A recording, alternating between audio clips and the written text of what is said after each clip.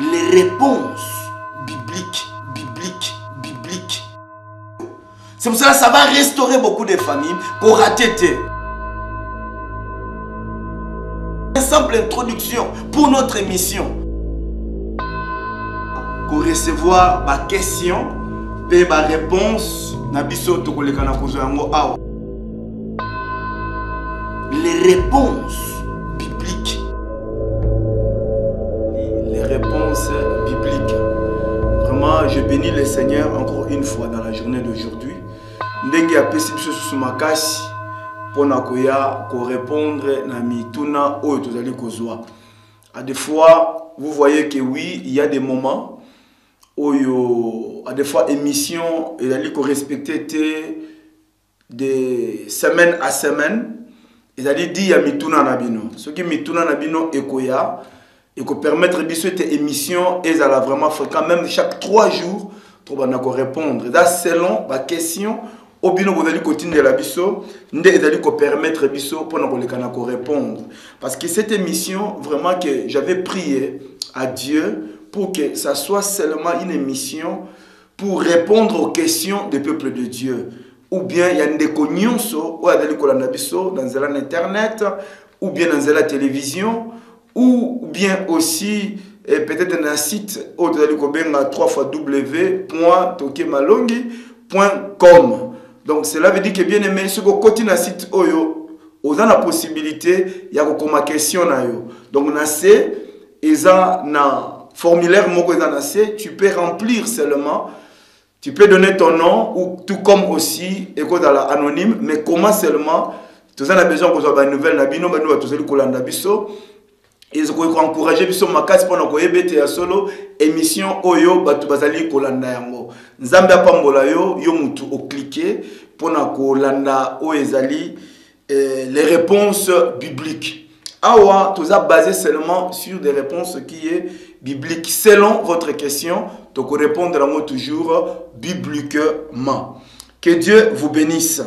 Bien aimé, to ne plus vite parce que le lotan na biso ezali vraiment mouké. Toko Zouambango, question Nabiso Yaliboso. Question Nabiso Ezali, une simple question. Batoune Biso, les bien-aimés aussi, c'est anonyme. Question Ezali. Et n'a pas molenzambe pour na bien-aimé parce que tu as touché le point que vraiment dernièrement dans l'église, dans notre culte, Ezalaki, si j'ai ou na quelqu'un qui m'a manqué quoi aborder ou n'a pas vraiment quoi aborder, souvent pour la gloire du Seigneur. Donc vraiment que Dieu vous bénisse. Notre question du jour, Ezali, quand Pierre s'est converti-il? Sans plus tarder, Tokozamukanda Alik, na chapitre Nayango 22, et puis Totangi aussi na verset 32, selon votre question, bien-aimé, si je ne me trompe pas. Question d'Abissu Zaboye, Totangi, mais j'ai prié pour toi, afin que ta foi ne défaille point. Et toi, quand tu seras revenu, affermis tes frères. Donc cela veut dire que revenir là, la version nayo, ezali quand tu seras converti. Alors, question Batouni Bisso ezali sur quand Pierre s'est converti, tu Mukolo to Nangongani, parce que tout le monde awa, Jésus parlait avec Pierre. Et Jésus reprochait Pierre pour dire que oui, quand tu seras converti ou revenu dans la conversion, ou affermir aussi les autres. Donc, il y a une question, si je ne me trompe pas bien aimé, yo comment dit question, oyo, réponse nabiso, et causons ça m'a seulement selon ma commis oyo. Je bénis le Seigneur pour votre question. Et ce qui te continue à Bozindo, nous voyons ici que oui, Pierre a tamboulaki déjà à Jésus.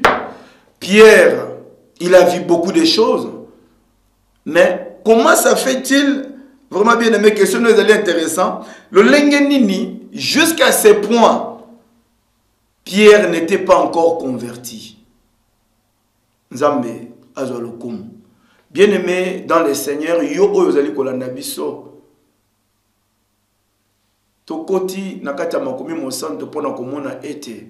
Total à combien de temps Oyo Pierre il a marché avec Jésus-Christ. Mais Pierre n'était pas encore converti. C'est question du temps. C'est pour cela que je bénis le Seigneur. Parce que question Oyo est en actualité. C'est une question d'actualité, cette question-là. C'est une question moko profond et puis intéressant. Bien aimé, pour répondre à votre question, Nana Lobaboye, ils ont une maladie de notre siècle. Et c'est le temps. C'est le sujet que nous allons étudier, puis travailler surtout. Il y a des pleurs partout. J'ai vu des pasteurs. Même moi-même, à des fois je regarde l'église locale. Je dis, mais qu'est-ce qui se passe? Et l'ogonini.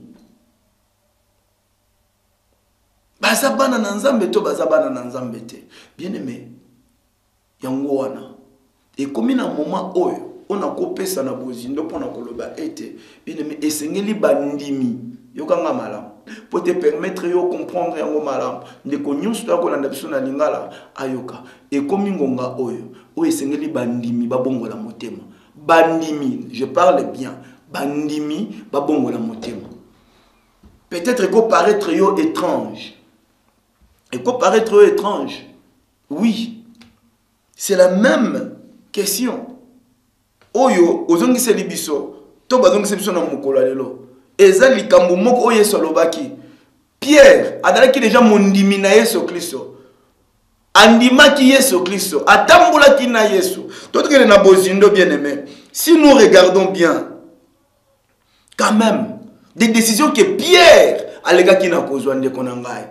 Pierre n'était pas n'importe qui. Pierre azalaki pécheur. Pierre azalaki molobi mbisi, azalaki na métier na ye, azalaki na profession na ye, azalaki kosala musala na ye. Est-ce que azalaki gagner lipa na ye, azalaki kolesa bana na ye, azalaki kosunga famille pe mabota na ye. Mais un jour Jésus-Christ s'est passé. On connaît l'histoire. La Bible dit quoi? Pierre atikaki nyonso. Pe alanda qui est son Messie. La Bible dit qu'il a tout le ceux. Luc au chapitre 5, verset 11, la Bible dit ceci. Pierre atika kinyoso. Cela veut dire quoi? Donc Pierre a pris la décision. Quand il a entendu Christ parler. Parce que la Bible dit que Jésus passait. Et puis à benga ki Pierre.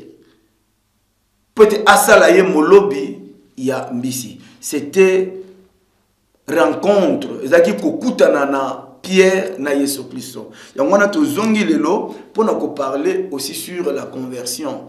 Donc cela veut dire que bien aimé réponse na biso evandi sur la conversion. Eza likambo conversion. Conversion eza na mutu ya makasi.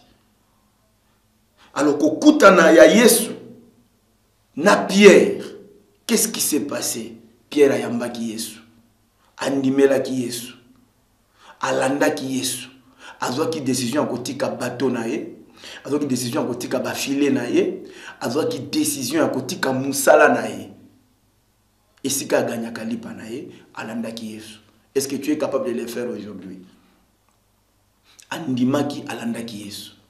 Mais ce qui toke na bozindo, est-ce suffisant? Parce que je vois Jésus réclamer Pierre, l'issue que Pierre a bongo la motema na ye. Ce qui a bongoli motema, nde akoki pour affermir les autres to comme mabatumuso bongo la mitema na bango. C'est pour cela bien aimé, malgré immense décision, oyo Pierre alega ki na kozwa, ezalaki suffisante. Oyo koko prouver que tu es converti. Mitala nakati na bomo na yo. Bien-aimé, bato mingi bazo modifier aux ba conviction na bango. Modification des convictions, ce n'est pas une conversion. Ba mingi pe tutanga na bango ba classe. Atali que non, en tout cas section oyo. Azo mona ngo ke eko finir ye mabe. Les autres ba sali théologie. Mais au sali théologie wana pona ko sala, je ne suis pas contre. Pour ne pas faire théologie. Théologie, pour nous, ça l'a bien aimé. Il faut ça parce que Jésus t'a appelé. Ou bien ça l'a pour sa connaissance. Et non pour devenir pasteur. Pasteur, pastorat, c'est seulement Dieu de Moutou, appelle ça Kamutu. Et le Coran. Ils ont été pour te prendre mes attaches. C'est pour cela, bien aimé dans le Seigneur. Beaucoup de gens, ils ont modifié seulement leur conviction. Yangwana, Balandaki, Yeso Massia. C'est pour ça que je vous parlais que c'est le temps que moi j'ai souligné dans cette année 2014, tout en octobre, bien aimé, je parle que c'est le temps de connaître les vrais convertis.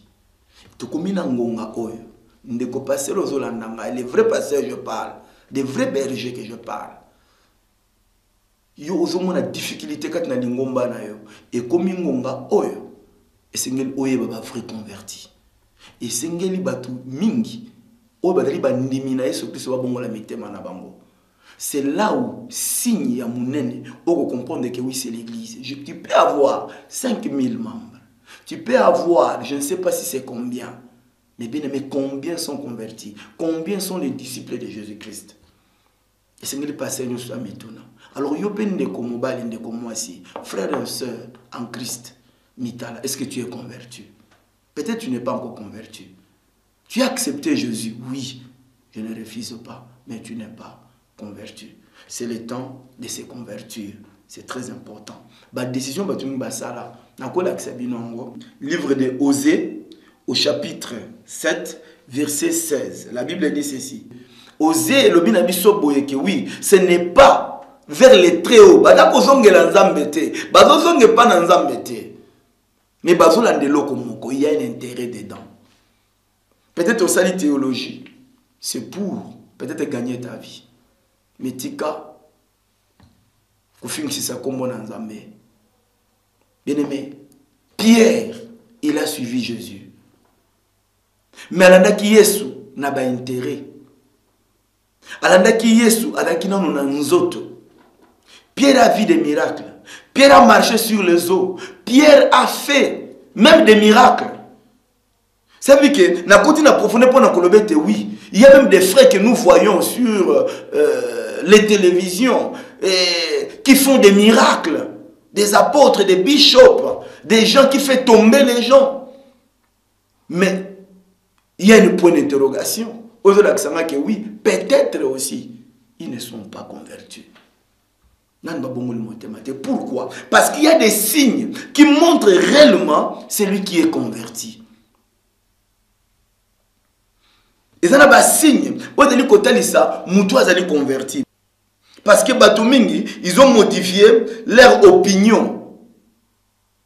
Modifier l'opinion na bango.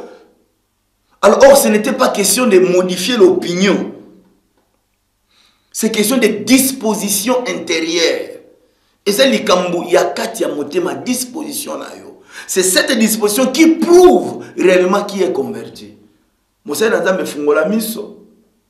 Batu bakoko tona l'église, bakoko betelo maboko. Yo pe mondimi na nkolo Yesu Masia oza ko ya mikolo nyonso za kolela.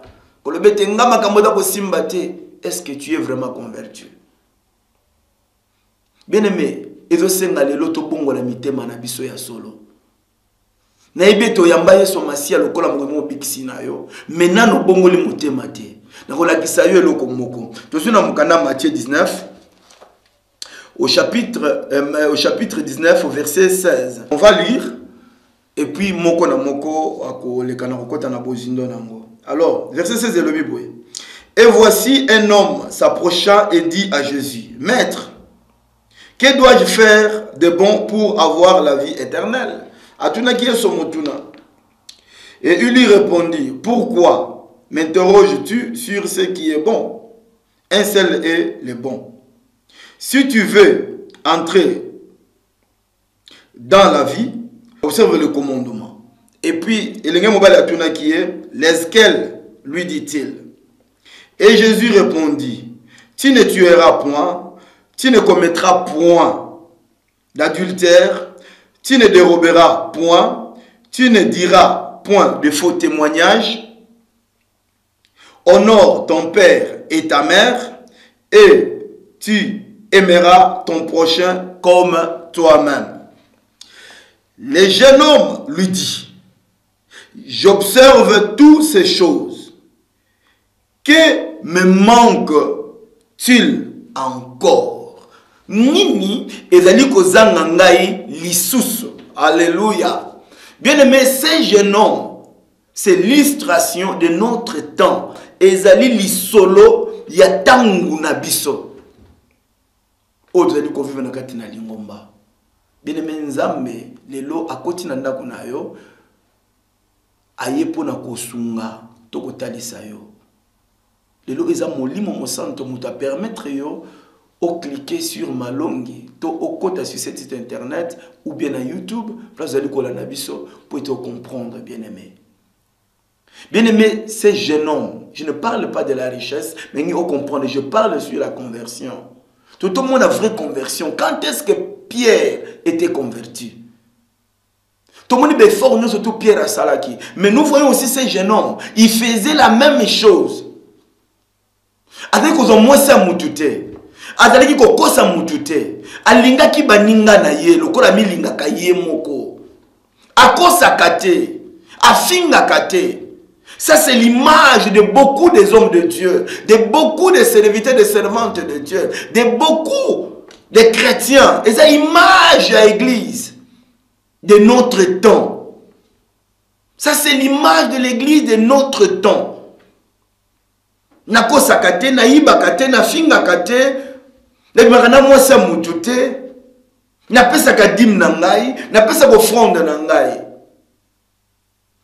mutu nyoso ba na kenda ke église mikolo nyoso yenga nyoso saba nyoso ngena église na sera na ba veiller na sala ka bona boy mais na biso boko sala biloko wana nyoso mais tu n'es pas encore converti. Bien aimé nazo bonde la bilo na motema mobimba. Si cette mission est là, c'est pour que l'évangile arrive vraiment dans vos cœurs. C'est pour que voile où il y a le côté longwa. Parce que l'esprit de vérité, c'est le Saint-Esprit. C'est pour cela que je vous parle en vérité. Bien aimé. Et comme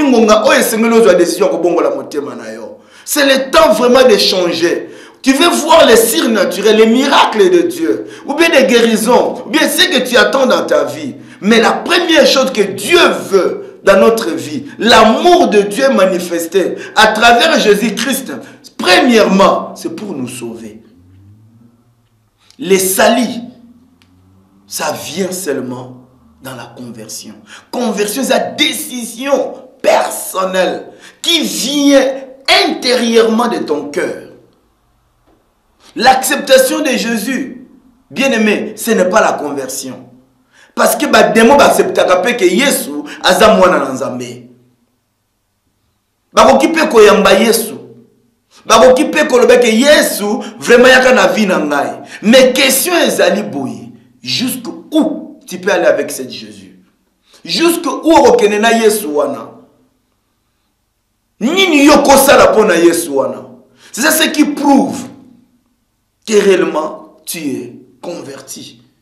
Mais tout ce côté en profondeur m'a commis. Ndeko asala kinyoso. Ya ngwa tuna ki Yesu. Nini etikali lisusu pona ngana kana kosala. Écoutons bien. 21. Jésus lui dit, est-ce que vous avez vraiment écouté? Na bandeli vende. Après avoir entendu ces paroles, le jeune homme s'en alla tout triste, car il avait des grands biens. Sikoyo koyambane Yesu masi ezalaki wapi? Comment on est triste? C'est ce qui est sur Zali Mokonzi, peu mobiki si na yo, alobi na yo ke kende, te kabiloko na yo, zwa kaba yango epa ya babola. Si c'est Jésus est ton maître, fais-le. Cela veut dire que ton moni conversion oyo, et donc conversion te, et donc seulement acceptation de Jésus, étant que le Seigneur est sauveur, mais pas dans nos cœurs. Et dans la kaka, il y a bibébou. Dans le sens de dire que oui, satisfaire. Peut-être, adagi kozanga, il y a qui a sécurisé bozuinaye. Il y a qui n'intérêt moko. Je ne parle pas seulement de l'argent. Il y a une conversion. Il y a des questions, il y a disposition intérieure. Une place conversion ezali kouta. C'est pour cela que Rosalango, par rapport à Pierre, c'était dans l'écroulement de son cœur. Et les gars qui voient, plutôt que sur la Ligue 22, dans verset 61 à 62. Si vous comprendre, ni Pierre a bongola ki motema. Après avoir kotambola na Yesu. Donc nous surtout wana ezakina no bongola motema te. Atamboli na Yesu longtemps, mais azakina no ka converti te. Yangwana batu ebele batondi na kati ya l'église, mais baza converti te. Au monde on a 5000 membres, on a 4000, 2000, 100, 150 personnes, 60 personnes, même 30. Et c'est combien sont convertis? Il y a un embouteillage dans l'église. Il y a un païen pour Nabiso Christ. Donc, comme vraiment dans ce sa réponse, 61, la Bible dit ceci. Le bien est, Yesu ebisaki na Pierre. Pour Pierre, il y a une place qui est na kokende place qui est. Mais Yesu ebisaki avant que ce soit là, au courant de misato et salemaki. On demandait à Pierre, yope ozali moko na bango, moko ya yekoli na Yesu, Pierre aboyaki. Pourquoi Pierre aboyaki? Ce qui a yambaki vraiment Yesu, le quoi la mokozi bon bikisi na e. C'est parce que yamwa bomoni Yesu alobiete, il n'était pas encore converti. La conversion signifie quelqu'un qui peut aller avec Jésus partout. C'est lui qui donne sa vie pour les autres et pour l'évangile. Pour la parole vivante. C'est lui. C'est ce que je vous dis que c'est question d'attitude, bien-aimé dans le Seigneur. C'est ton attitude. Il y a tala pasteur nayo, tala frère et sœur, tala ndeko moko songolo. On comprendre attitude naye. On comprendre forme naye, on comprendre l'olenge naye. Une place où ce soit là été, muto bongoni to bongwani te. C'est question quand il y a comme mbongo te le cola riche. Non. Jusque où? Au kena Jésus. Pierre awangana ki Yesu. Abia yebiete. Pourquoi? Il protégeait son propre personne. Adakina ko banga, wapi conversion. Oyo abongoli motema pesibo monaye, c'est comme Paul, l'apôtre Paul qui dit que oui, ce n'est plus moi qui vis. Ni la mort, ni quoi ne peut me séparer de l'amour de Dieu. Il y a moins de conversion. Alors ces jours-là, ndé, il y a qui se produire au Ezali conversion. Il y a Pierre. Ces jours-là, la Bible dit ceci. Écoute bien la parole. 62. 62, la Bible dit ceci. Et s'étant sorti, et il plaira amèrement. Il plaira amèrement. Mukolowana motema ya Pierre swaki. Tina suka alelaki. Vina emobimba. Ne place wana détériorement intérieur. Ko buka na yakati. Ko kufa yakati. Ko lela yakati. Ya monde transforma qui maintenant mutu. Aloba solo. À vivre. Jésus-Christ. C'est là où Pierre s'est converti. Exemple, comparé passage oyo. Pierre qui a régné Jésus, tout ce qu'on a acte au chapitre 2, tu vas voir maintenant c'est Pierre qui parlait. Au comment on a un discours il y a Pierre pour nous comprendre. Conversion et zalaki l'olengenin. Conversion c'est même mukolo Pierre s'affronter de son propre personnalité. Est-ce que yo a déjà affronté? Au combien na suka na bou ya makasi na yo. Ya na tel solelo o était bien aimé. Batuming ba c'est changement de profession. Ya on bozali komona obela ko ba pasteur. Baso me mona pasteur mela ka makaya mela ka masanga, asa makablo lenge bele pourquoi? Ataki na université a moni que oui côté monsieur zo simbate, amengesi o esimbita meki o esimbite a se lancer na théologie. Après l'obia le bazui paroisse ou bien l'église ou bien nini ba pesie akamba. Donc vous mona lelo était l'église est collée là. Mais c'est le temps que tout un chacun place yo za l'église yo zali. Na lingomba yo vandi bien aimé. Maintenant chana balance est-ce que tu es vraiment converti? Si tu es converti, question n'angezali, jusqu'où tu peux aller avec Jésus? On dit mabana no bakufanzala, osunga musala na Yesu Kristo, oza capable. Okondima, babengano na musala, o continue de servir Jésus. Okondima otambola na pantalon et toboka, pour na musala na Nzambe, o continue ko la vérité. Total à l'élo. Ce sont des riches et belés tout comme monde et comme pasteur, comme riche. Je ne suis pas contre. Cette richesse, faut te bayango. Pour comprendre maintenant. Pourquoi ça? Au comment on a kati lingomba des pauvres, même batu muso te kamakasu. Les pasteurs, azokoka même pas pour créer d'emploi dans cette église. Qu'est-ce qu'ils cherchaient? Ça c'est lui qu'on peut appeler un berger, berger à Wapi. Ou incapable, il y a créer ne fût qu'un petit emploi, n'a pas moyen au bazar na yango. Alors bien aimé, même yo passé aux ali kolandangai, ce soit la malam. Bien na opesa bino ba signe pour comprendre ba na nzambe ya solo, ou ba converti et là telo, o komona moko lata. Mon a passé sur ba bijoux partout, ba bague, ba bloc belé. Je suis pas contre. Mais si Moussa Nzambe zolela, pas ses ali. Mais toi, pasteur, tu portes des choses qui coûtent des bambons na bambons. Pourquoi? Pourquoi mettre l'homme à boko? T'as les latelo, babitola ta propre, c'est bon. Pour la gloire du Seigneur, Zambaza ko bénir et Zamala momingi. Mais autant la yomoko ambition. Cause na bilo ko na surtout na zolo ba malam et Zamabete. Mais si vous comprendre malam, okomona yango si muto nazali converti. Vous comprendre yomoko et la telo et tambolo forme ya mutu kazo tambola na yango église na ndenge na mbeliri yango ba valeur na evani na biloko nini peut-être na matériel, mais ce n'est pas pour des âmes. Vous allez comprendre cela. Mais je ne suis pas contre. Ngai moko funa tambola na mituka kitoko, tout ça c'est bon, mais avant cela l'intérêt de Christ premièrement. Étude chapitre 1 verset 1 bah le bien oui, ces gens-là ils font profession de connaître Dieu, mais ils renient par leur œuvre, étant abominables, rebelles, incapables d'aucune bonne œuvre.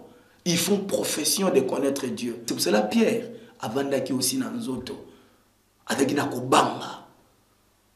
Mais un serviteur de Dieu, il est capable de donner sa vie pour son prochain, donner sa vie pour les autres.